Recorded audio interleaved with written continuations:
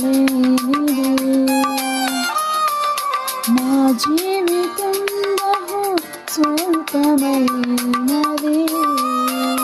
నా కుటుంబము ఎన్నికలేనిది. నా జీవితం బహు స్వల్పమైనది, నీ గొప్ప కృపను కురిపించి నన్ను చేరదీశావు.